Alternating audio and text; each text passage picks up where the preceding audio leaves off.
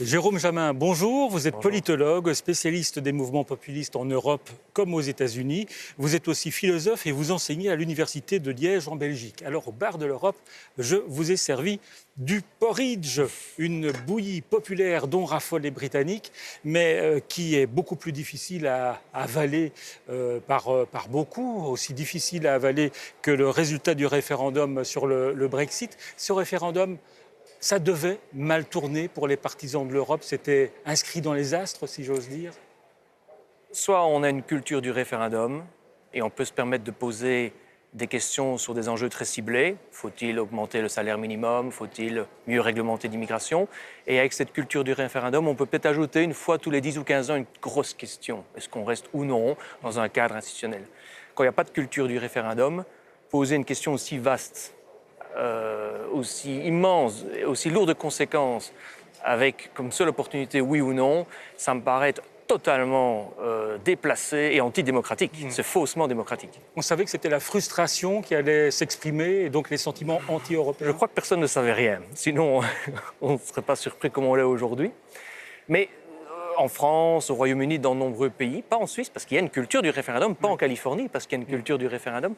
Mais quand il n'y a pas de culture du référendum, en général, le seul moment où le peuple peut directement intervenir sur la politique, ce moment est utilisé pour s'exprimer sur notre rapport à nos gouvernants. Et je pense que le citoyen britannique s'est en partie exprimé sur l'Europe, mais il s'est aussi exprimé contre cette élite londonienne, cette city, cette finance trop pro-européenne. On a l'occasion de leur donner un coup de pied dans le derrière. Allons-y. Charles Michel, le Premier ministre belge, a dit « Le Brexit, c'est la victoire d'une forme de populisme ». D'accord ? Je pense que le mot populisme est un mot qui est associé, qui est une sorte d'injure. Je peux vous définir le populisme, mais il est plus souvent utilisé comme une injure que comme un concept scientifique. Donc, je trouve qu'associer le Brexit au populisme, c'est une façon de discréditer à la fois le Brexit, les Britanniques, le Royaume-Uni et tout le processus. Je répète que je pense que c'était une mauvaise idée, mais je ne pense pas qu'on soit uniquement dans du populisme. C'est bien plus compliqué que ça. Sans doute que certains qui ont défendu le Brexit étaient dans un registre populiste, c'est-à-dire essentiellement « je suis du peuple ». Il faut qu'on en finisse avec les élites. Le populisme peut être de droite, peut être de gauche. Ce n'est pas idéologiquement marqué, c'est une opposition au peuple-élite. Et donc j'aurais tendance à dire que le Premier ministre a simplement voulu donner un avis négatif sur cette affaire et il a pris un mot injurieux qu'est le populisme, car c'est très rare que quelqu'un se dise populiste. Ça arrive, mais c'est rare. David Cameron, il a fait une boulette, vous diriez ça ? C'est une question difficile. Il devait régler des clivages très très importants à l'intérieur de son parti et il fallait mettre un terme à ce Royaume-Uni qui, depuis Thatcher, est toujours à la fois pro-européen, anti-européen, jamais content, se plaint tout le temps, etc. C'était une belle opportunité de clarifier les choses. Mais maintenant que le résultat est tombé, on peut se poser la question de savoir si c'était une bonne idée d'essayer de clarifier les choses. Si jamais ils avaient dit oui, en fait, ça aurait été assez négatif pour eux par après, parce qu'ils n'auraient plus jamais se plaindre. On leur dirait, écoutez, vous avez voté, vous êtes restés, maintenant, ça suffit. Alors, Nigel Farage du parti UKIP a déclaré que la Grande-Bretagne ne serait pas le dernier pays à quitter l'Union européenne. Et on voit bien qu'il y a des personnalités en embuscade, comme par exemple Marine Le Pen. Écoutez-la, c'était mardi dernier, en séance plénière extraordinaire, ici, au Parlement européen. Regardez comme l'histoire est belle. Quand la liberté se joue des pouvoirs en place et triomphe porté par la volonté d'un peuple. Le vote de nos amis britanniques en faveur d'une sortie du Royaume-Uni de l'Union européenne est de loin l'événement historique le plus important qu'ait connu notre continent depuis la chute du mur de Berlin. C'est un signal de liberté envoyé au monde entier. C'est aussi le cri d'amour d'un peuple pour son pays. Analyse de texte, professeur Jamin.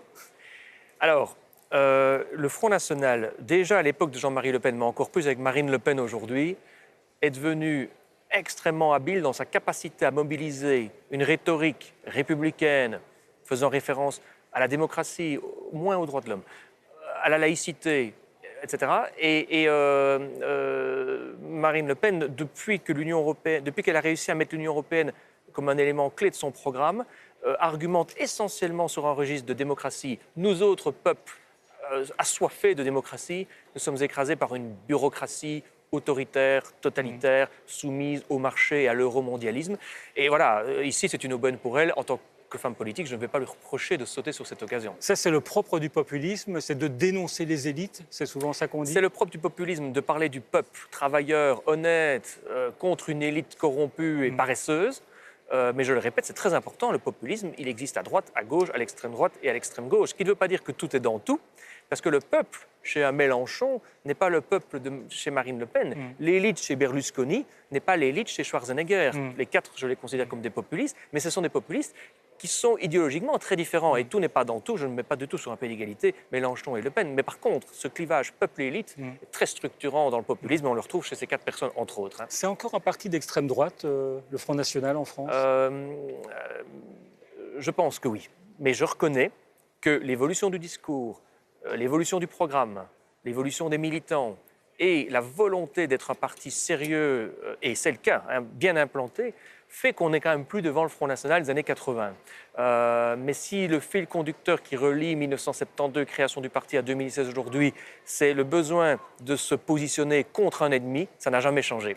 Alors, prenez une petite boule surprise, Jérôme Jamin, avec une question surprise que vous allez lire à haute voix et sans crainte. Alors, Boris Johnson et Donald Trump ont-ils le même coiffeur?